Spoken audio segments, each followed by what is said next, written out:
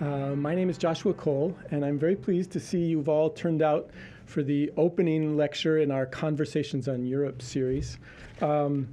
We have a great program this year, for those of many of you who have seen the program. And before I introduce our speaker today, I just want to remind you of some of the people who will be speaking in the coming weeks. We have really this is the first of a series of lectures that we're going to be doing on the ongoing European crisis. I wanted to remind you that on October 4th, Natalie Bakopoulos will be, who is a writer here in residence at the university, the title of her talk will be Athens, Notice Your Poet, which will be a humanist's perspective on the ongoing crisis in Greece. On October 18th, we are very pleased that Lucia Tajoli will be speaking on the Eurozone crisis from the Italian perspective.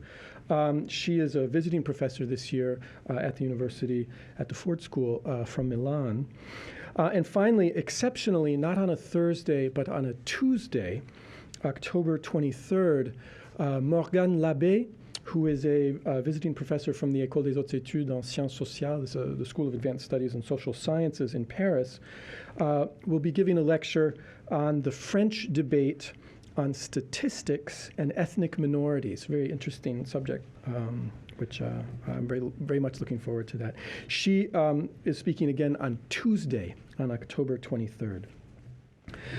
Today, we're very, very pleased that Jim Adams will be speaking on the fragility of the euro. I think all of us have been watching over these past months a crisis which has produced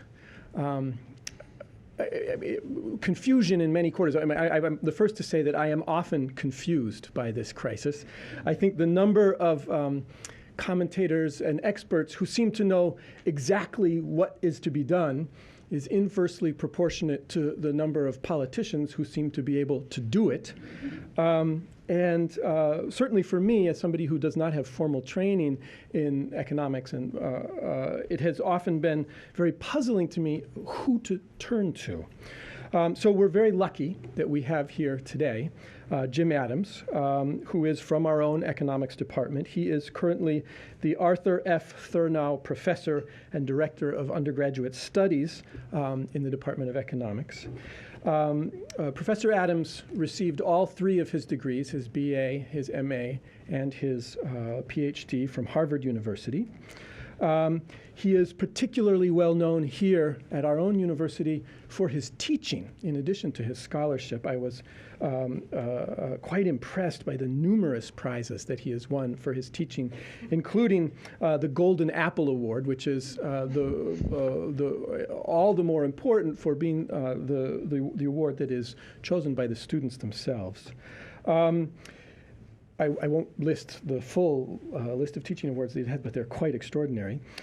In his research, Professor Adams has ranged quite widely. He's written on policy toward business here in the United States, many, many articles, also working on economic integration in Europe. He's the author of an extremely important monograph, Restructuring the French Economy, Government and the Rise of Market Competition Since World War II. He has, at the university, also served extensively in many service and administrative capacities, including being the director of the Center for West European Studies, which makes him a predecessor of me here, and as the Associate Dean for Faculty Affairs in the College of Literature, Science, and the Arts. He has held visiting professorships at a list of prestigious universities that is way too long to mention here individually, but it includes Harvard, the Sorbonne in Paris, and the European University Institute in Florence. He has also been affiliated with the Brookings Institution, the Council on Foreign Relations in Chicago. He has frequently been consulted as an advisor by very important organizations, including the Federal Trade Commission, the U.S. Ambassador to France, and other policy departments in the United States government. We are very, very pleased to have Jim Adams here today. The title of his talk, as you know, is How Fragile is the Euro? Thank you very much. So good afternoon. I must confess to you at the outset that this is not the first time I have thought about the euro. In fact, it's not the first time I've been thinking or talking about the euro today. This morning, I had to give a speech on just this topic to 375 people on the west side of town. So the euro is very much in my thoughts, both this morning and this afternoon, and I suspect long after I go to sleep tonight, I will be dreaming about the euro. Here in this room assembled are people who know more about the euro than I do, and people who are maybe just beginning to think about how the euro might affect them, and indeed, what is the euro exactly anyway. So there is a very wide range of backgrounds. There are a very wide range of particular interests in this setting. And so what I want to do today is really to address four different topics, all right? The first is that I would like to bring everybody up to speed on the basics. I want to talk about what exactly the euro is. Then what I would like to do is to launch into the substance of what I want to do, which is to give you two different views of the euro. The one view I'm going to refer to in the charmingly continental way as the Anglo-Saxon view, the view that is rather more prevalent in the United States and the United Kingdom than it is in the continent of Europe. And then what I want to do is to share with you another view, which one finds maybe less discussed on this side of the Atlantic, but which in the cafes of the left bank you might hear rather more often than you would the Anglo-Saxon view, at least in terms of positive thinking about this point of view. And then what I would like to do, using those two different perspectives on the euro, is to talk a little bit about what we might be able to say about the future of the euro and just how fragile the euro actually is. All right, so that is my plan here. And so let me go right in and talk a little bit about background, about where we might start this exercise. So the place to begin is that there is a rather fundamental distinction between the European Union and the Eurozone. All right, so the Eurozone is the group of countries in Europe that actually uses the euro. All right, so the Eurozone was created at the end of the 1990s, and I'll talk about that in a moment. But the place to begin is with the European Union. And the European Union owes its origins to the spirit of 1945, the notion that we cannot afford another major war in Europe in every sense of the term. And so starting in the very early 1950s, 1951 to be precise, the European coal and steel community is formed, and the European coal and steel community evolves into the European communities, which then become the European community and ultimately the European Union. And the basic idea here is that we start with just 6 countries, just coal and steel, just basically a free trade area, and gradually we grow from 6 countries to 27 countries.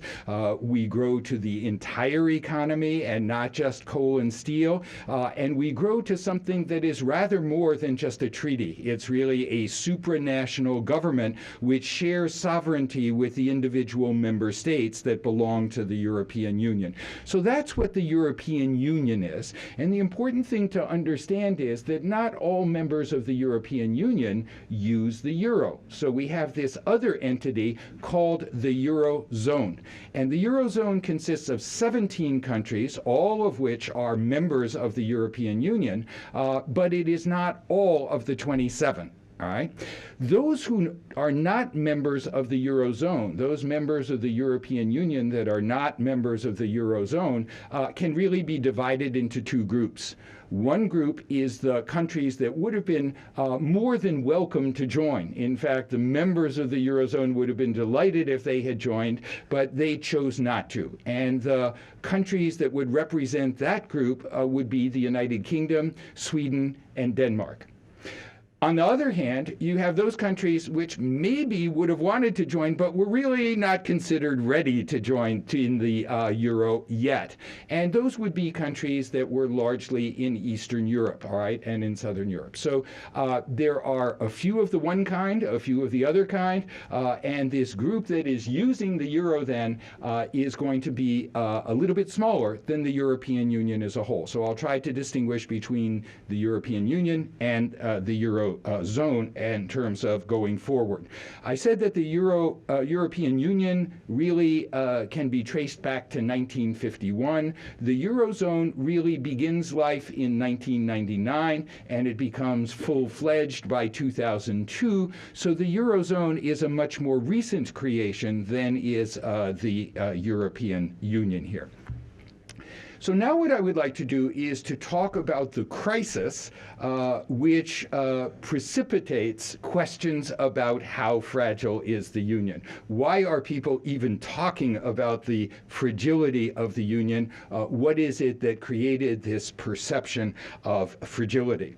Well, like any question of that sort, I could trace this back. In fact, the historian in me would love to trace this back for decades and possibly centuries. But that's not something I'm going to permit myself to do here. I think that the way to think about the origins of the fragility of the euro would be something like this. Broadly speaking, during the third quarter of the 20th century, Europe was experiencing a period that is referred to in Europe as golden growth. All right, there was very rapid growth of GDP. There was very, very low unemployment. Think of it this way. Between 1950 and 1974, the unemployment in France was about 3%. The unemployment rate in Germany was about 3%. All right, life was good. All right, things were going along very well. And in connection with that very, very strong macroeconomic performance came a lot of ambition to create a very beneficent and munificent society, the growth of the welfare state and so forth. And so governments are playing an active role in the improvement of the welfare of individual citizens based on the fact that the pie is growing and there seems to be enough pie to do lots of different things. All right. Then what happens is around the mid-1970s, you can associate this with the first oil shock if you like to, but there are other causes as well, that you begin to find that growth in Europe slows down appreciably. But initially, the thought was that this slowdown was really temporary, that it was a question of business cycles rather than a long-term change in prospect. And as a result, the ambitions for the welfare state, the ambitions for other uses of government continued, even though the government revenues that were coming in were substantially diminished because of the slow growth. And as a result, beginning in the mid-70s, you find a very slow but perceptible growth in the kinds of budget deficits or accumulated government debt that were occurring in the European setting. All right, and so that gradually accumulates over time, and what you find is something that looks like this. So here you see what a budget deficit looked like, and now I'm fast forwarding to the year 2011, and what you see is that there are three different bars going off to the right, and you can see that all the rest of them are going off to the left. To the right are those countries which had a budgetary surplus in 2011. Those that are to the left had a budgetary deficit in 2011, and what you can see is that some of these deficits are very, very large. All right, they are 13% of GDP, and you can see the different countries here, which are according to their European country codes. Some of these will be recognizable to you, like FR is France and NL is the Netherlands and so on. But what you might be interested in here, knowing what the end of the story is going to look like, is this next to the bottom row, which is EL, which stands for Hellas, which is guess who? Greece. All right. And so then you can look at your various countries going along the vertical axis. But here what I want to show is simply that there is a budget deficit that is quite large in some countries. All right. The United States is not here. And I think that you want me to jump directly to part 3 of this talk, which is the continental view of what's going on here. And I promise I will get to a Eurocentric perspective before too long. So in addition to these year-to-year budget deficits, you get the accumulation of government debt to GDP, all right? And so once again, you see that now at the very top you have Greece, and you can see what the ratio of accumulated government debt is to GDP and how large it is. You can see what the units are here in terms of 100%, 120%, and so on of GDP. And you can see for a country like Greece, it's very, very large, whereas among the larger countries, you'd have to go to Denmark down here, which is much more modest. You have Poland, you have the Netherlands, and so on. But you do have countries like France and the United Kingdom, which are up in this direction of Greece in terms of cumulated debt that has occurred by the current period as a result of this slow growth with a non-change in what it is that government is doing. Okay, and so what that means is that this accumulation of debt and the budget deficits are leading to situations where investors who are contemplating whether to buy this debt or not are beginning to get a little bit worried about whether they're actually going to be repaid. And so the degree of fear is different as a function of the country we're talking about, which is hardly surprising given this variation in budgetary circumstance in the different countries. And so what you see here now is that for a very recent period, in May of 2012, you see the difference between what some countries have to pay to borrow money and what other countries have to pay to borrow money. And so what you find is that countries like Denmark and Sweden are paying very low interest rates, whereas guess who at the bottom? Greece is out here paying 27% as the sort of weighted average of the interest rate it has to pay as a function of the maturity of the outstanding debt that we are considering, all right? So the idea is that cumulated over time, starting from this period of slow growth, we get warning signs in terms of government finance, and we get the result in the form of these spreads, the difference between the interest rate one country has to pay and a country that is considered a pretty sure bet like Germany. And we find that the spreads end up being pretty large, and not just for this outlier, which is Greece. Okay, so you find that this is something that's occurring fairly gradually over time. And then what you have is two precipitating incidents. All right. The first precipitating incident occurs when an election occurs in Greece in the second 5 years of the 2000s, all right? And when the party that was in power is voted out and a new party comes to power, that new party takes a look at the public finances of the country and says, wow, you know, this is completely different from what was advertised, all right? There is a huge deficit that was heretofore unannounced in the public finances of Greece, and we're in real trouble when it comes to thinking about how we're going to pay our bills here, all right? And this occurs in October.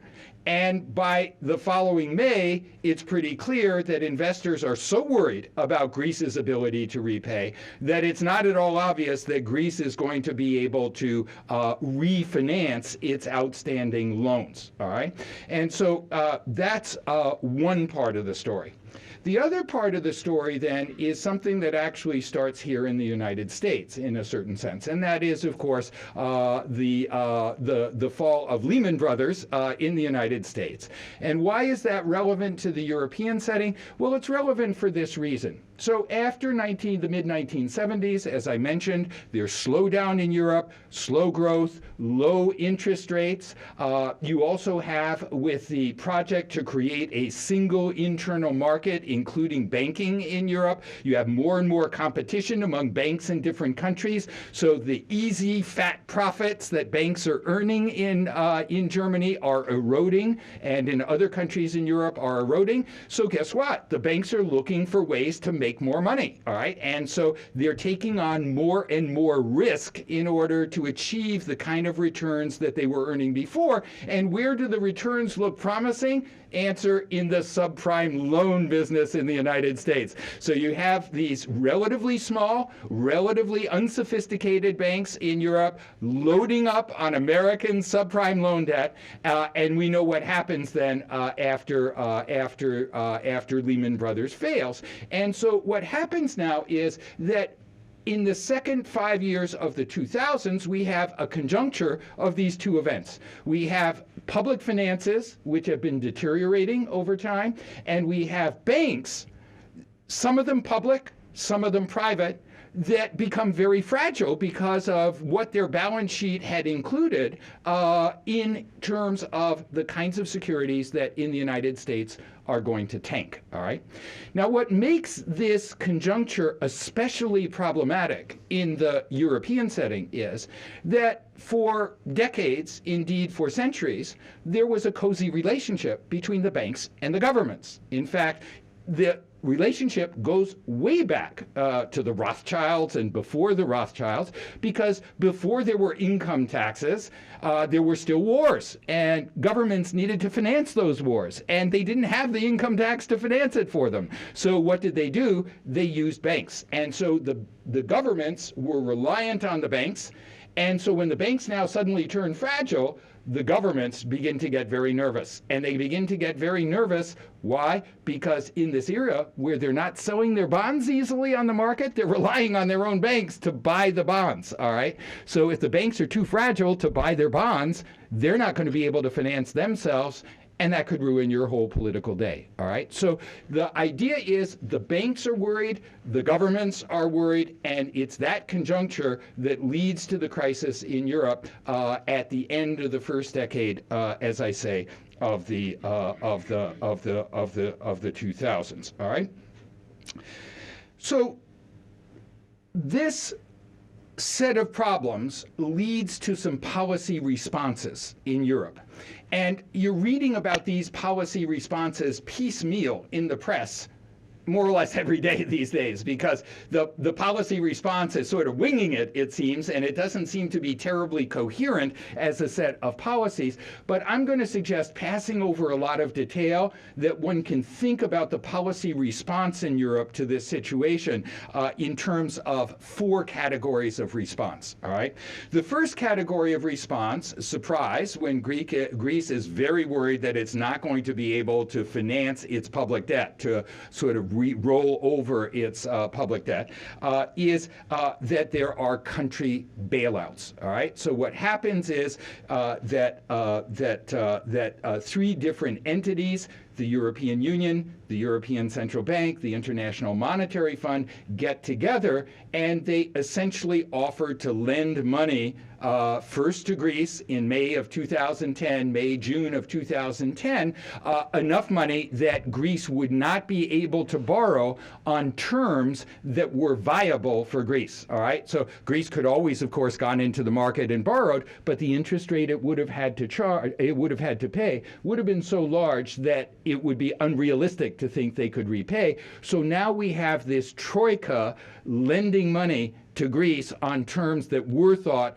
to be reasonably viable, all right? And the amount of money that we're talking about is not milkshake money, all right? The initial loan to Greece was 110 billion euros. At this time, a euro is worth about $1.30, so we'd be thinking about something on the order of 130 to 150 billion dollars. And this is what goes down then in May of 2010. Well, by November, Ireland is next in line. Ireland needs a bailout too. Ireland gets 85 billion euros. In May of 2011, it's Portugal's turn. It gets 78 billion in terms of this country bailout. By March of 2012, Greece is back at the trough, and Greece needs another 130 billion euros. And then finally, fast forwarding to June of 2012, we have Spain, and Spain now receives on the order of 100 billion euros. Technically, it's not going to the Spanish government. It's going in a slightly different direction, but de facto, we're talking about the same kind of bailout that the other countries, Greece and Portugal and Ireland, received. All right. So one of the strategies here is bailout. The second kind of strategy that we observe in the making as we read our daily New York Times and Wall Street Journal is some effort to deal with the problems of bank liquidity. So remember that I said an important part of the precipitating incident that led to this crisis was problems with the banks, all right? Not with the governments, but with the banks. And we have a classic bank kind of issue, all right? From time immemorial, the problem with banks is very simple. Banks take in money that they promise to repay whenever the depositors want their money back, all right? So they are, in effect, bringing in money at short term. But on the other hand, they're lending out their money at medium term or long term, which means that they are subject to a situation where people might be demanding their money back and they can't in the short term repay the money. That's a liquidity crisis on the part of the banks. And so the second broad area of policymaking here has been to try to shore up the banks in terms of improving their liquidity positions. And in effect, that involves lending money, in fact, by the European Central Bank on very attractive terms for increasingly long periods of time to individual banks to try to make them a little bit more fragile. A little bit less fragile here. Not only were the European banks illiquid, but some of them were insolvent, meaning that even if they had a very long time before they had to repay the money to the people who had deposited with them, they wouldn't have been able to generate enough from the sale of their assets in order to repay. So there were banks that were not only illiquid but insolvent, and so the European Union has been trying to reform banking regulation to try to make sure that its banks are both sufficiently liquid and sufficiently solvent going forward. So a lot of what you're reading about is banking regulation reform. All right, and it's designed to address the issues of liquidity and solvency. All right. Now, there are a number of other things that are under discussion that represent a very wide range of suggestions or prescriptions about what to do about the crisis, all right? And so I just want to give you a flavor of some of these. Unlike the banking regulation reform, unlike the bailouts, these are suggestions, proposals, advocacies. They are not policies that have actually been adopted or indeed universally approved, all right, in the European setting. But it gives you a flavor, all right? So one point of view that's been expressed by some economists is, well, if Greece is having trouble borrowing, is having trouble issuing bonds, why not issue bonds in the name of Europe as a whole, all right? And put out there what are called Eurobonds, all right? Where the Eurobonds are technically then going to be the obligation of or the responsibility by some mechanism, and the mechanisms differ, of the European Union as a whole, or at least the Eurozone countries, all right? And that's the way we ought to do our borrowing and take advantage of the spreads by trying to reduce the effective rate at which Greece is borrowing by factoring in the German rate, the Swedish rate, the Dutch rate, and so on and so forth. So the Eurobond approach is one approach. The second approach is an approach that I suppose I would characterize as a Marshall Plan for Europe.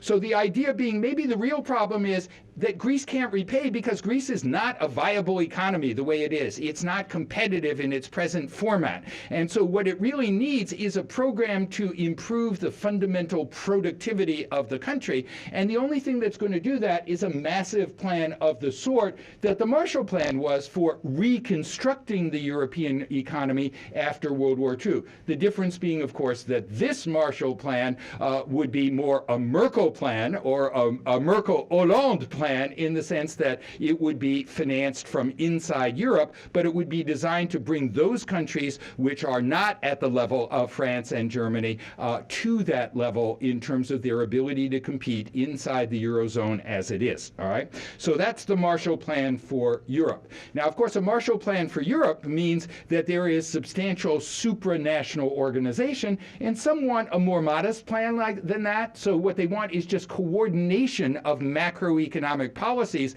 to try to generate enough aggregate demand to launch these economies a little bit better. And so cooperated sort of stimulus, if you like, is an approach that was advocated in the recent French presidential elections by François Hollande, who was one of the two candidates, and in fact the candidate who actually won, and congratulations, now has this problem to deal with in reality rather than on the campaign trail. All right. And I think that the last of the sort of different approaches to what to do about this that you see out there is an approach that I think is more associated with Chancellor Merkel than it is with others. And that view is that for reasons that we're going to get into momentarily, that we're not really likely to get out of this and still preserve the euro unless we add an important feature to European integration, and that is fiscal integration or fiscal union to complement monetary union. But we can't really have a fiscal union until we have democratic legitimacy, until we have a much better sense that taxes and redistributions from one country to another are just in some sense, and that fiscal union therefore presupposes political union. And so Chancellor Merkel has been urging deeper European integration, but where the political union side would precede any attempt to create a fiscal union and address the problems of the euro in that way. So this is just designed to give you a flavor, and when you read the paper, you'll see these different points of view expressed about what policy ought to be going forward to address the problem. All right? So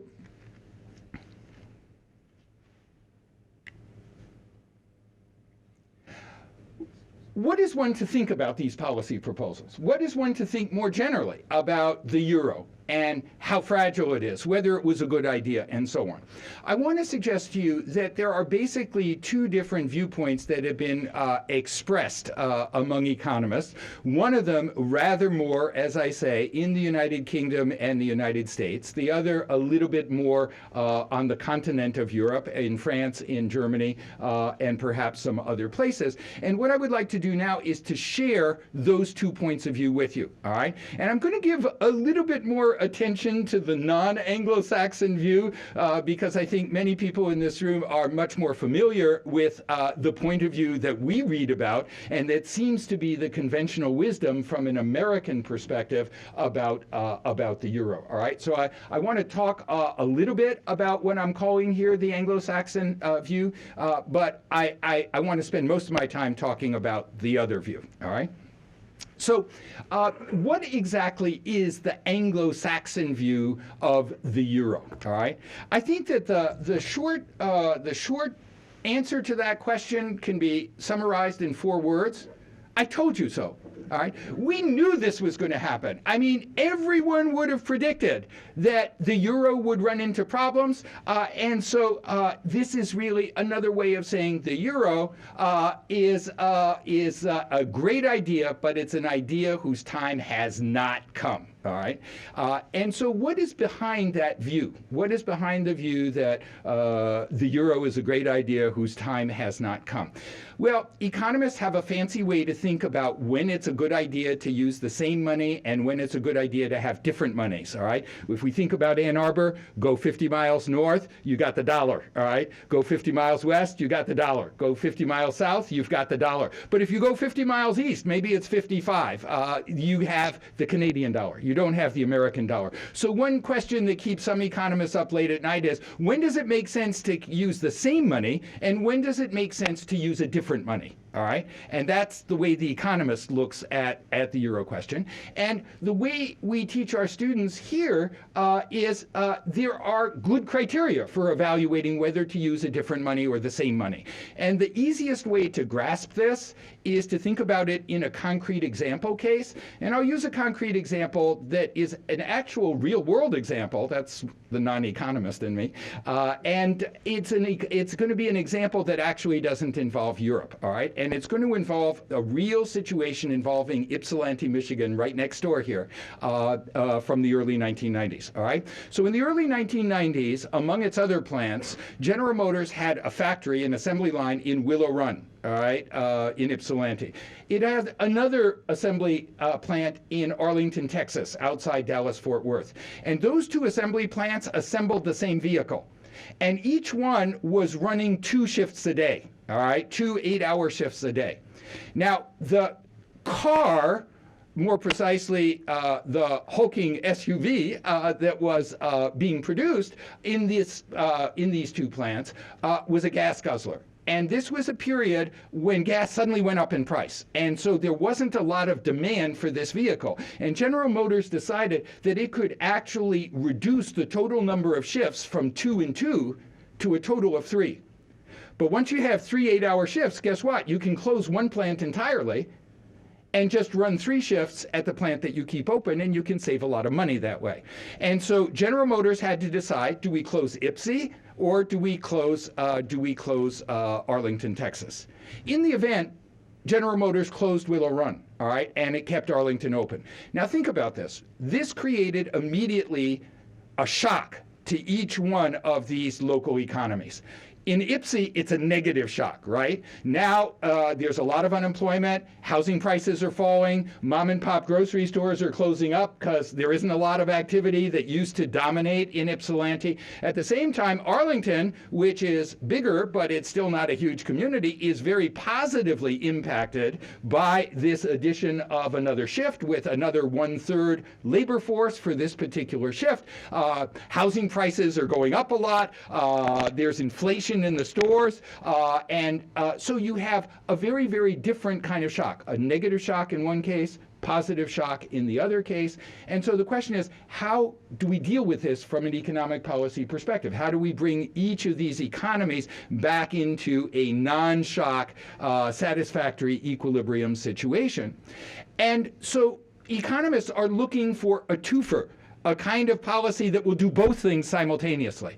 And so the question is, what kinds of policies will actually solve both problems simultaneously? So one of those is obviously migration. You take all the people who are unemployed in Ypsi, have them migrate and be the 3rd shift at Arlington, and suddenly there's no more unemployment problem in Ypsilanti, and there are no more factory owners chasing to try to get enough workers to fill their 3rd shift, all right? So labor migration is one way to solve this problem. Another way to solve this problem is to let the market do its work and have prices in Ypsilanti go down so far that now it becomes an attractive place to locate a new plant. You know, you can get people to locate in Ypsilanti because they can buy houses easily. The cost of living is pretty low. And so pretty soon you have new investment and you have new jobs. Whereas in Arlington, you're not going to get plants located there because those are going to be too high cost of living for the people who work there, all right? So price adjustments are another kind of mechanism that will solve both problems simultaneously. The third mechanism that we could use is what we might call fiscal transfers, right? The people who are now working in Arlington are paying into the unemployment insurance system. In paying in, that money is then dispersed to the unemployed workers in Ypsilanti, and this fiscal transfer of money from Texas to Michigan solves at least the short-term problem of the hardship in Ypsilanti caused by this negative shock, all right? So in the United States, we have something of all of these mechanisms at work. You know, we can make jokes about the degree to which people in Ypsilanti really don't like University of Texas football. We could say people prefer Michigan barbecue to Texas barbecue, and so on and so forth. But basically, migration is a pretty active phenomenon in the context of the American economy, certainly relative to Europe, all right? Prices may not be all that flexible, but obviously we have these fiscal transfers, which which are quite substantial and in that sense work pretty well. Now let's think about Europe. Migration is much less prevalent across national boundaries in Europe than it is in the United States across states, all right? Imagine what it's like if you're French, you've been bred in the French educational system, you are completely accultured, and you face the question, am I going to go and live in Germany? Am I going to have my children go to a German school, not imbibe French culture the way I did, maybe find it very hard to go back to France and get a job because of the background and so on? That kind of international migration is much less prevalent factually in the European setting than it is in the American setting. So migration is not likely to solve the problem, all right? Prices, well, prices are sticky here, they're sticky there, prices don't work so well for this kind of exercise. So what about fiscal transfers? So in the United States, I said fiscal transfers work pretty well here, but in Europe, basically fiscal transfers across national boundaries are very, very slender, all right? There aren't a whole lot of them. Most of the budgets of governments in Europe are at the nation-state level, not at the European Union level. So there really isn't this kind of fiscal transfer mechanism at work to arrange for movement of money from there where the economy is fat and rich to there where the economy is hurting, all right? So that then leads to the question, if migration isn't going to do it, if downward movement of prices where the shock is negative is not going to do it, if fiscal transfers are not going to do it, what else is there? And that's where the exchange rate comes in. If the Texas dollar is different from the Michigan dollar, the way the Canadian dollar is different from the American dollar, then one other adjustment mechanism we could use is just to make sure that the Michigan dollar is worth less than the Texas dollar. And if we do that, then suddenly the goods that are produced in Texas are going to be much less attractive in the marketplace. The Michigan goods are going to be much more attractive in the marketplace, and Ypsilanti will be restored to full employment, and inflation will abate in Arlington, all right? So you need that foreign exchange rate if you don't have the other three mechanisms. And so the heart of the American and English criticism of the euro is the euro, in effect, eliminates the possibility of changing values of money across national boundaries, all right? And if migration won't do it for you, fiscal transfer won't do it for you, downward price movements will not do it for you, you need that mechanism to work for you. If I had more time, I could add to this argument that in addition to what Europe has done since the late 1990s in taking away monetary policy at the national level, is that in some respects it's also taken away its own fiscal policy through the Stability and Growth Pact that some of you will be familiar with. So in eliminating the national currencies, it has tied one macroeconomic policy behind its back. In eliminating fiscal policies by limiting the kind of budget deficits that individual countries can run, it has taken fiscal policy and put it behind its back. So it is hardly surprising that you have the crisis that you now see. I told you so, as I said. So I think that this is sort of a simple way to understand the Anglo-Saxon perspective. And what I have here is just a slide to show you, in fact, that the macroeconomic circumstances are very different in different European countries, sort of like Ipsy and Arlington in the example that I gave you. This is evidence on unemployment rates, and you can see that they're different. Here is information about prices and the different inflationary tendencies in the different countries. And here is information that is especially interesting on the unit labor costs and therefore the competitive situation of companies in different countries, all right? So you see, the only thing that I want you to see is the diversity of situation, the fact that these bars are in very different places for different countries. Okay, so making it worse is the fiscal compact. And so now what I want to do is to turn to the continental view, all right? That's the Anglo-Saxon view. What does the continental view look like? Well, the continental view has a variety of arguments, and they are truly various.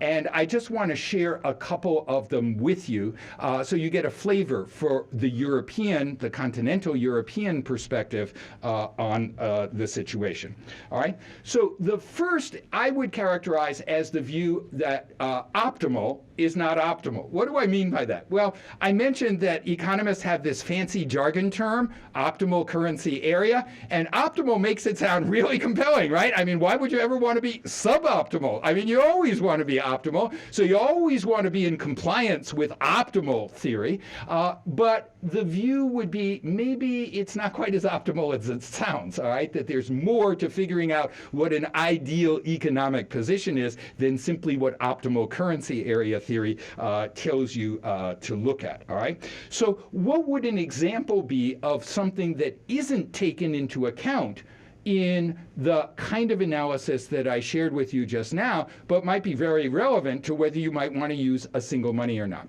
Well, the first thing that we could look at is trading patterns, international trading patterns, okay? So if we look at, for various economies, the ratio of imports to GDP, which gives you some idea of the importance of international trade to a national economy. What you see is that what you don't see, first of all, is that for a country like the United States, maybe about 15% or so of what's produced in the U.S. is sold abroad, and about 15% roughly of what we consume here in the United States is produced outside the United States. But take a look at some of the countries in Europe about how important international trade is. For example, look at a country like Belgium here, and you can see that for Belgium, you know, if I get this about right, somewhere between 70 and 80% of what is produced in Belgium is sold outside Belgium. And roughly 70 to 80% of what is consumed in Belgium, which I don't have, what I have here, what's consumed in Belgium is actually produced outside Belgium. Well, the reason why that's important is that if you have a fourth decimal place change in the exchange rate between your currency and another currency, and you're not importing and exporting very much, you know, it doesn't really have a tremendous amount of impact on you. But if you're importing and exporting to the tune of 80% of GDP, third and fourth decimal place changes can ruin your whole day, all right? They can make a major difference in terms of your ability as a firm to be competitive, and in terms of your standard of living if you're a consumer. So the idea is, even though from the US perspective, maybe you don't have to take into account trading patterns, in the European setting, at least for some countries, the idea is what's the alternative to the euro? The alternative may be to have individual currencies, and then you have to change these currencies and incur all those fees every time you want to import and export, and you have to worry about this foreign exchange risk as well. All right, so we could have a lot of discussion of that, but I'm just going to leave it at that. All right. So the second argument that I want to share with you then, and there could be more to this, but there's a limit to what I can do in 65 minutes or so, is I want to share with you the idea that I'm referring to as Brussels was not built in a day. And what I mean by this, of course, is deliberately to recall the idea that Rome wasn't built in a day. And so the idea is very simply this. The founding parents of the European Union, and indeed the founding parents of the Eurozone, were no dummies. They were not stupid. They understood that you can't have monetary union without having fiscal union. They understood that full well, all right? And lecturing from satisfied American economists to the contrary is not really very helpful. The point is that Europe, viewed contextually, has been a work in progress for 60 years.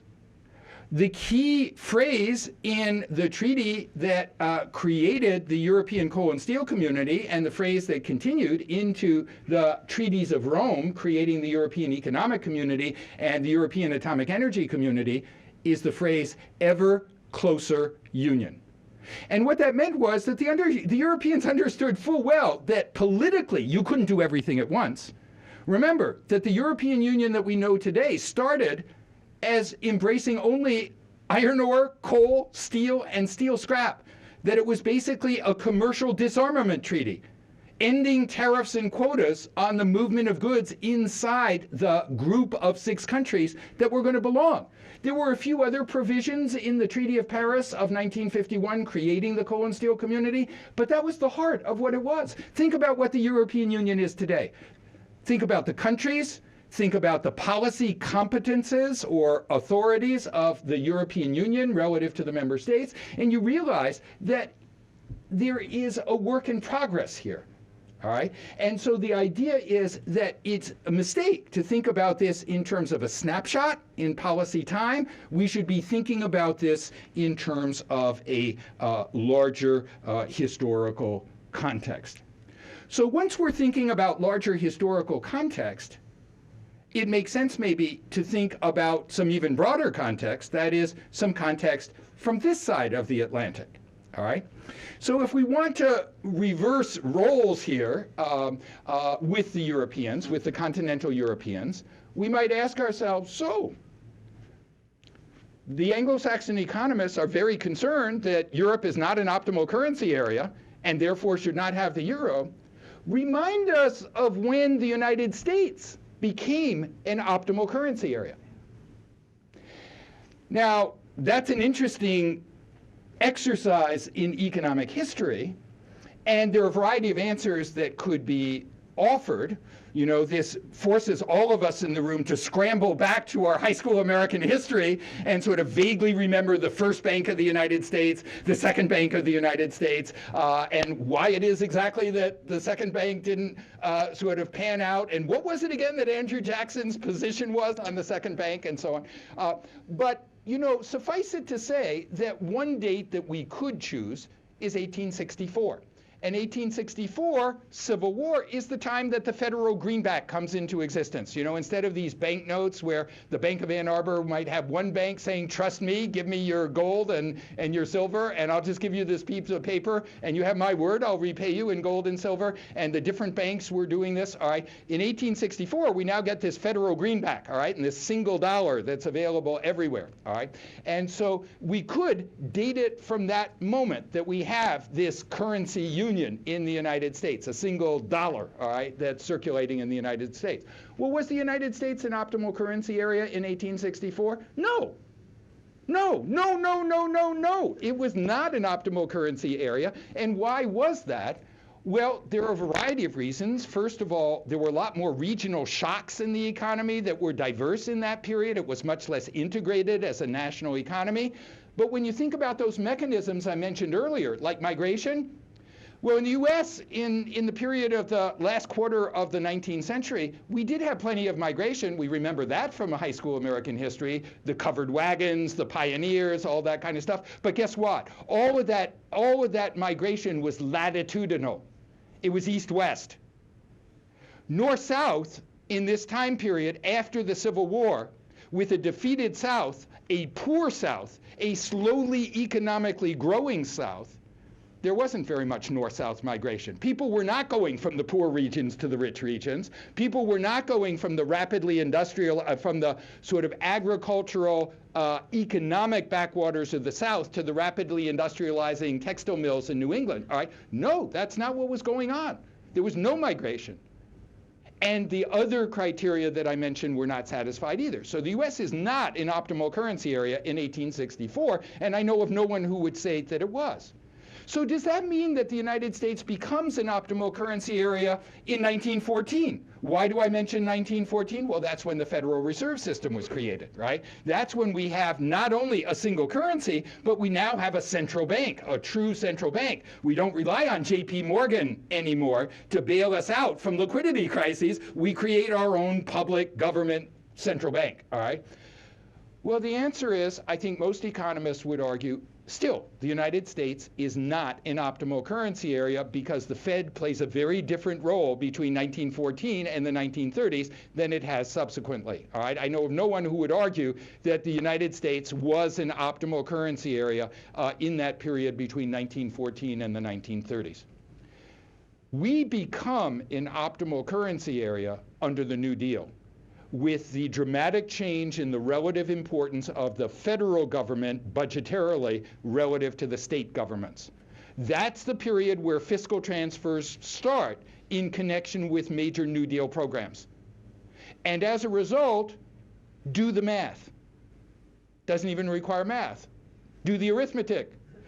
The arithmetic tells you that we have a single currency in 1864. We're not an optimal currency area until the New Deal. That means it's 70 years that we go in being a single currency without being an optimal currency area. Remind me about when the euro was created?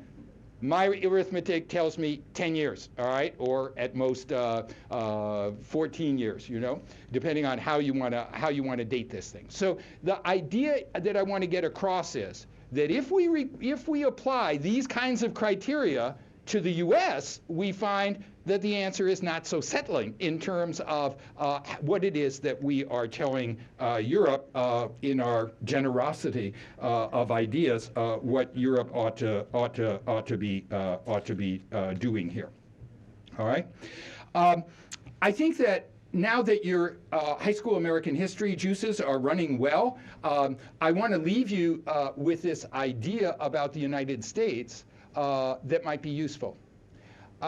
Remember 1896. 1896, of course, was a presidential election year, just as 2012 is.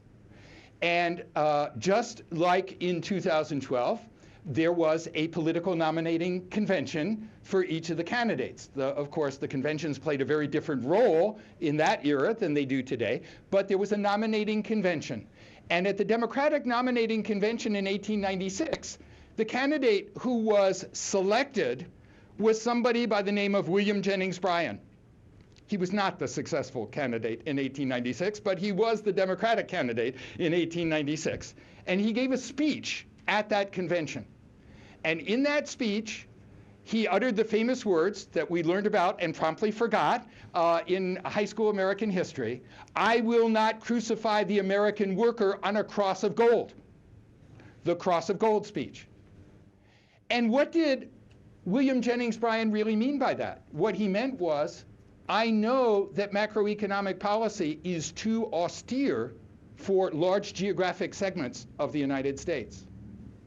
In other words, what William Jennings Bryan was really saying is, the Western United States, some of the parts of the Southern United States of that era are the Greece of today. The cross of gold is nailing Greece, all right? And a lot of the tensions that are existing inside Europe are exactly the same as the tensions that applied to the United States at the end of the 19th century, with differences in geographical circumstance, differences in macroeconomic need across the different, what were referred to in that era, not as regions, but as sections of the country. And it's amazing how some of the stuff in the context of the cross of gold plays out in the context of Greece and some of the other countries today. So don't throw stones if you live in a grass house is this part of the talk. All right. So that's all the past. Now we can leave high school American history and let's talk the future. So just how fragile is the euro? I've tried to present to you two different views on this. One is that it's terminal. It was terminal. It was dead on arrival, as we say in American politics. And so there's nothing surprising. All we have to do is figure out when the demise will actually occur. And then you get this view that in historical context, in political context, maybe there's a lot more to the story than what we learn in the economics textbooks, okay?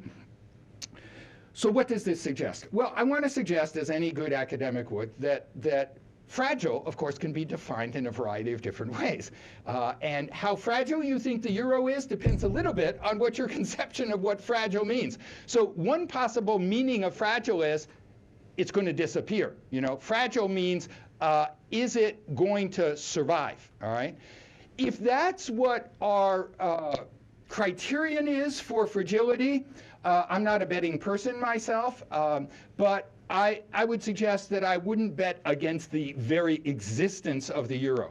It is possible that there are going to be some countries that are currently part of the euro that will not forever be part of the euro, Greece, all right? But will the euro disappear entirely?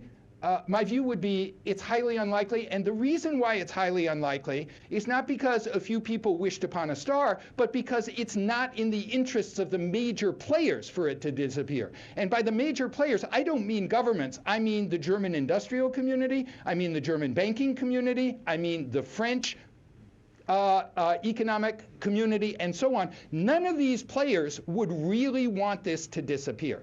Will there be bargaining about what the content of euro policy and reaction to euro problems is? Of course, because somebody's going to have to pay to clean up the mess, and there's going to be bargaining about who has to pay what. But does that mean that at the end of the day there will not be an agreement?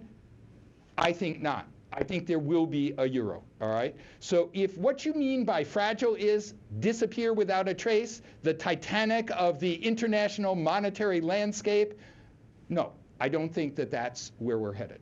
So another possible interpretation of what it means to say, is it fragile, is what about the weakness of the euro, supposing it continues to exist relative to other currencies, all right?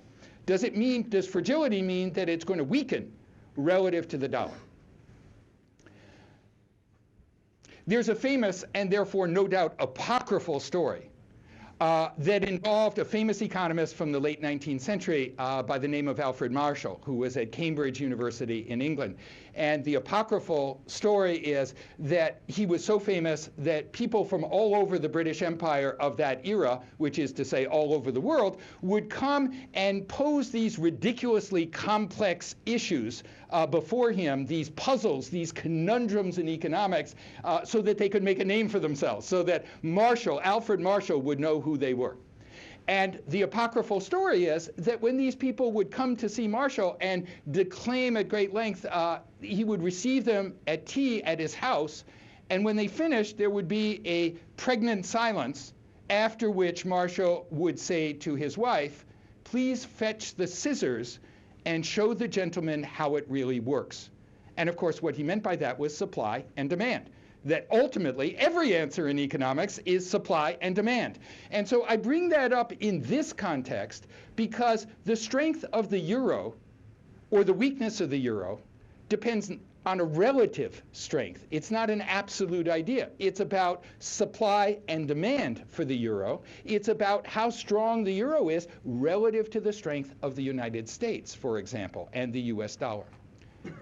So when we think about it that way, and we think about all the problems Europe is having in coming up with policies that will remedy the euro problems, think a minute about the quality of policy making in the United States at the moment.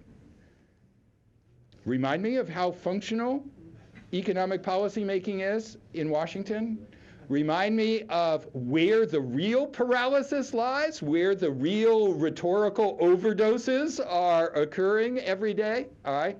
It's not obvious who has a corner on that particular market, all right? Not obvious at all. When you think about the response in the United States to the Bowles-Simpson fiscal reform package in the United States, it's pretty hard for the United States to cast aspersion at the quality of decision-making inside the European Union when you see what happened in the context of that seemingly sensible, even if you disagree with details here and there, kind of approach, okay? So the idea is that it's not at all obvious that, relatively speaking, Europe is in worse shape in terms of its policy making than the United States is. And guess what? The markets agree. Have you looked at the dollar-euro exchange rate? You know, if the euro were terminal, where would the value of the euro be relative to the value of the dollar? You know, it's very difficult to control that exchange rate for very long periods of time, just in terms of market manipulation. There are a lot of players in this market, and there is a lot of money behind the play of those players. The euro has not been sort of weakening dramatically, you know, we're still talking about third and fourth decimal place changes. We're not talking about first and second order changes to the dollar-euro exchange rate. And that's telling you something about the relative health of the euro and the US dollar. So I'm suggesting here that will there be weakness? Well, maybe there will be, that there'll be periods of weakness and there'll be periods of strength, and it'll be sort of like World War I. 20 meters one way, 20 meters the other way as to where the battle line is. But we're not talking about blitzkrieg here. We're not talking about one of these currencies sort of taking on major value relative to the other. At least we see no signs of that, nor have we since the beginning of the crisis that was at the start of the talk.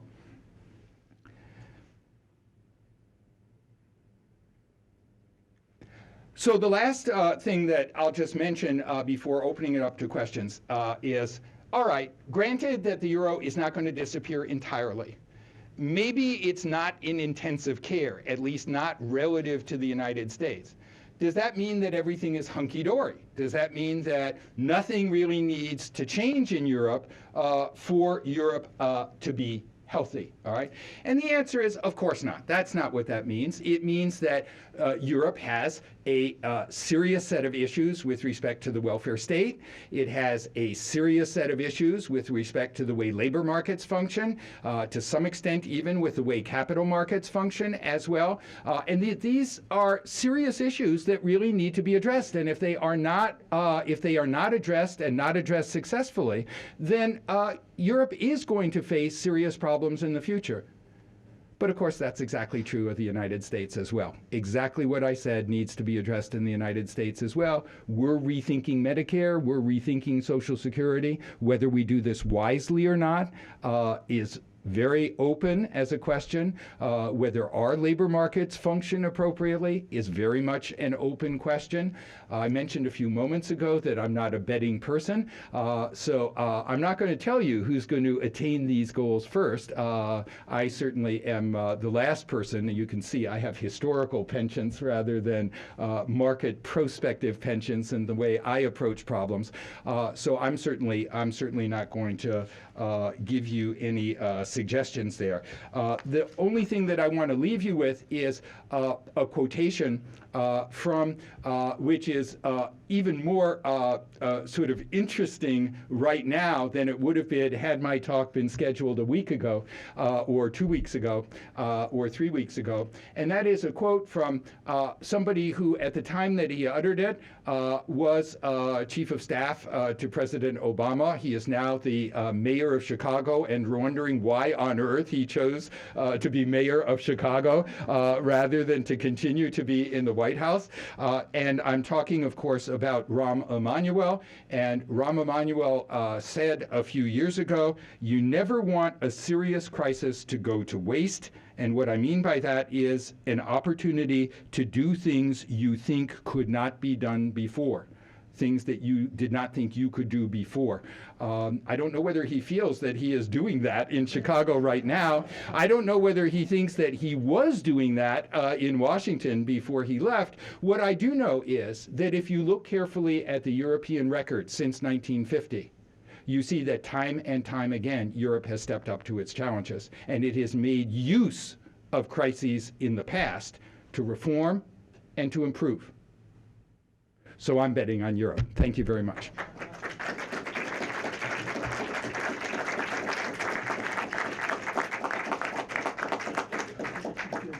Okay, I'm delighted now to take any questions that you might have.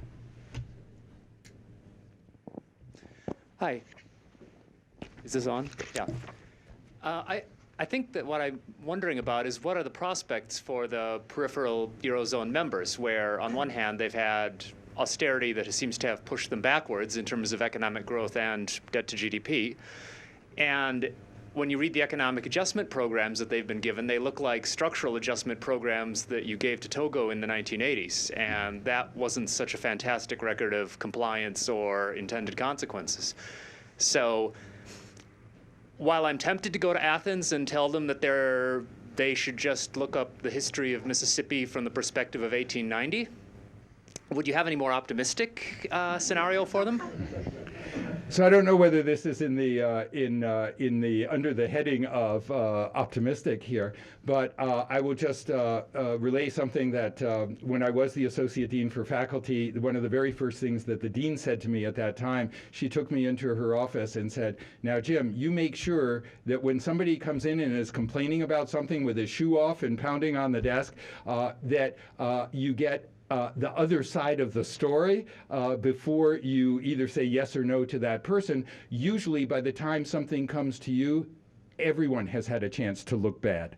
And so the reason why I relate that anecdote is that I think that there is obviously a kernel of truth to each position here. That is to say, do the Greeks have to do something seriously different from the way they've been doing things in the past?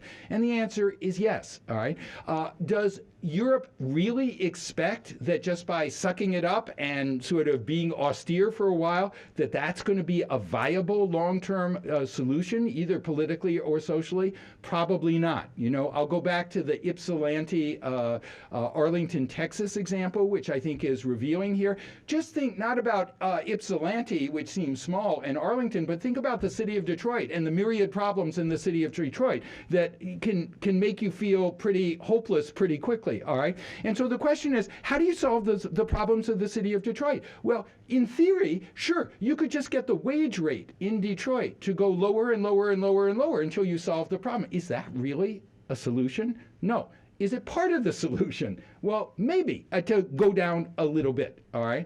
And so the idea is you need a little bit of lots of different things. And I think the way I would choose to sort of think about your question or your observation is that the point is to try to find something that addresses the concerns of both sides. So as I said, if the concern of Northern Europe, interpreted broadly, is Greece is a rat hole, and any money that we pour down that rat hole is not going to be used productively until there are major changes in Greek society. All right, if that's what the real concern is, that it's a rat hole, then that's where this idea of a Marshall Plan comes in, because there was this delicate interplay between lots of money that was used to support the weaker economies at that point constructively, but there was still a lot of oversight from the United States. Do you see what I mean? So if you really are worried about the rat hole, then it's incumbent on you to develop the institutions you need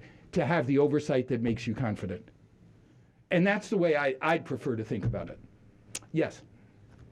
Especially in the peripheral countries of the Eurozone in particular, and in general, most of the Europe, isn't that a socialistic grave that they're digging for themselves, that are digging deeper and deeper and going into the hole?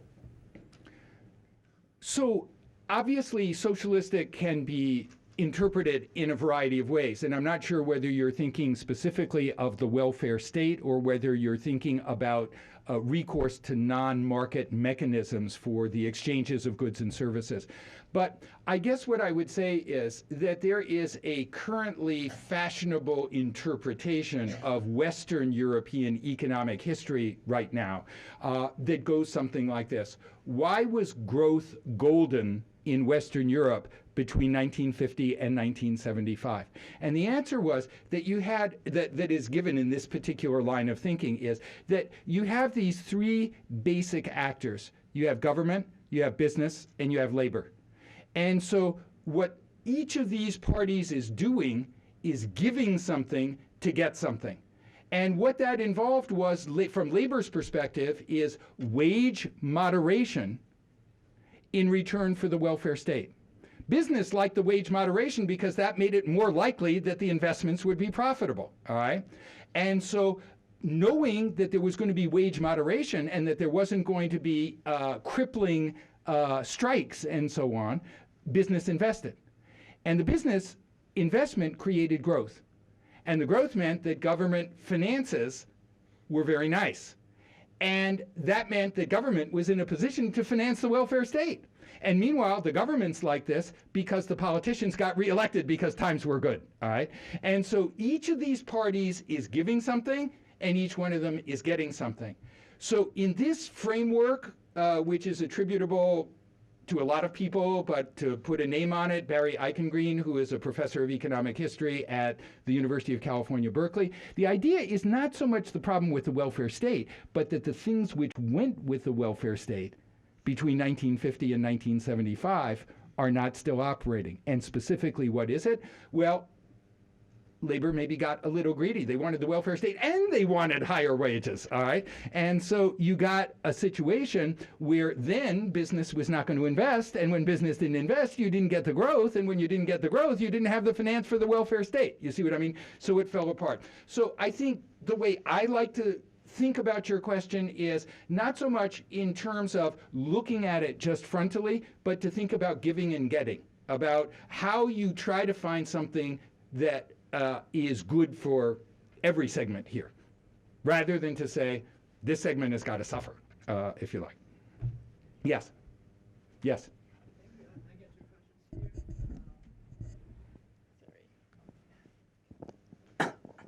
The first is when we are thinking about the countries that has a very high debt to GDP ratio and showing the weak economy, like US or even Japan, which has a much higher debt to GDP ratio than most Euro countries.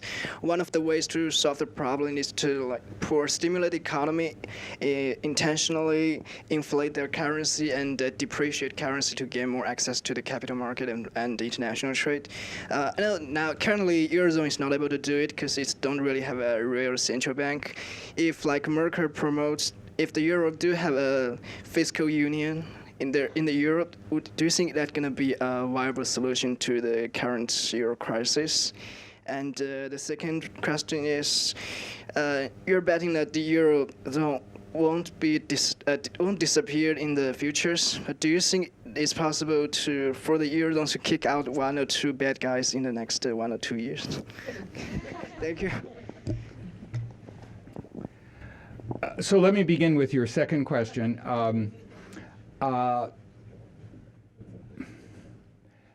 It's of course a very challenging question, and people are placing bets on this in the financial marketplace every day, in one way or another. My instinct is to think that at the end of the day, Greece will be in.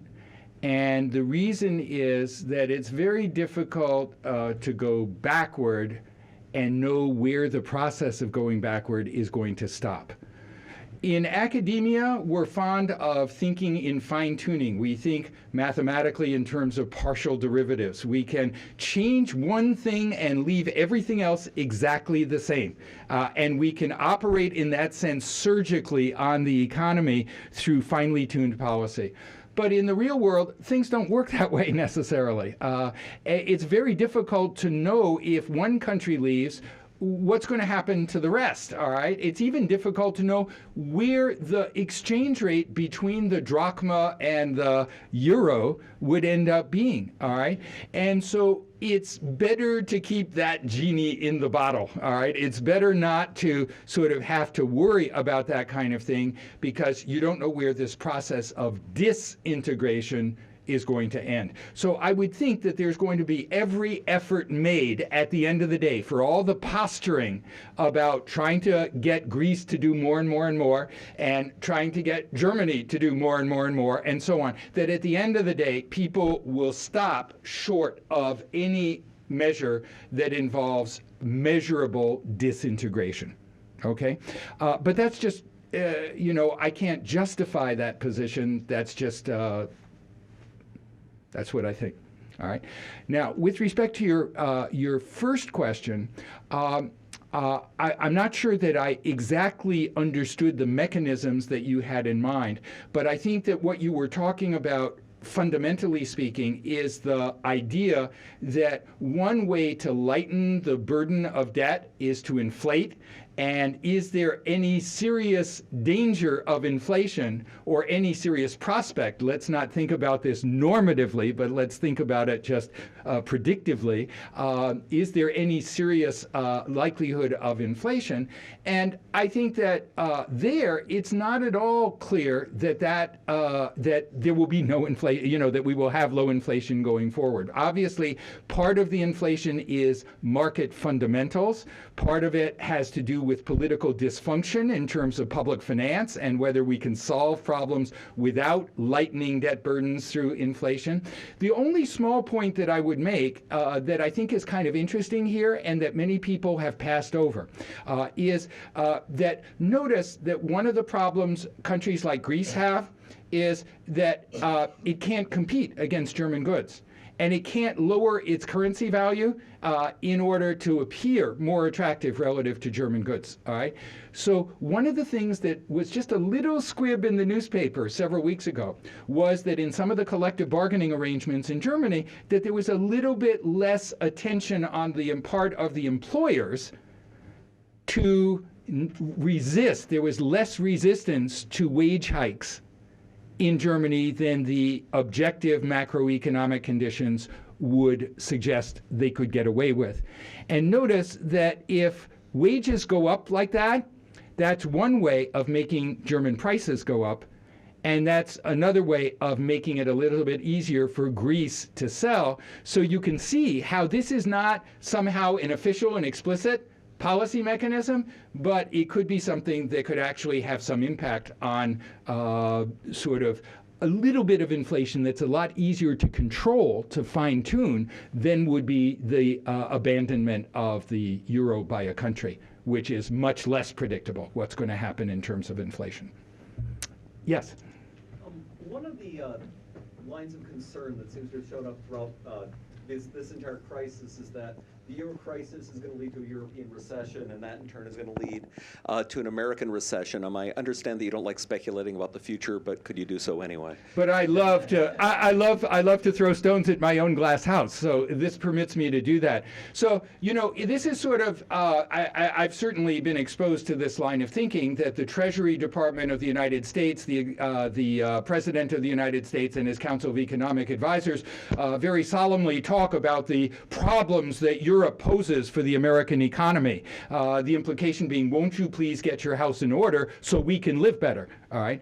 And what I'm suggesting is that the reciprocal of this is just as true as that is. And there are a lot of things we could be doing ourselves to get ourselves out of our own mess. As I say, we're a pretty big country, If we were the economic size of Canada, it would be one thing to be saying, hey, you're a heavyweight, I'm a lightweight, I can't do much until you get off me, you're the 800-pound gorilla who's lying on top of me in bed and I can't get out from underneath you until you roll over, all right? It's kind of hard for the United States to make that argument vis-a-vis Europe. So what I say is, if you're really that worried about the situation in the United States, why don't you do something about it? We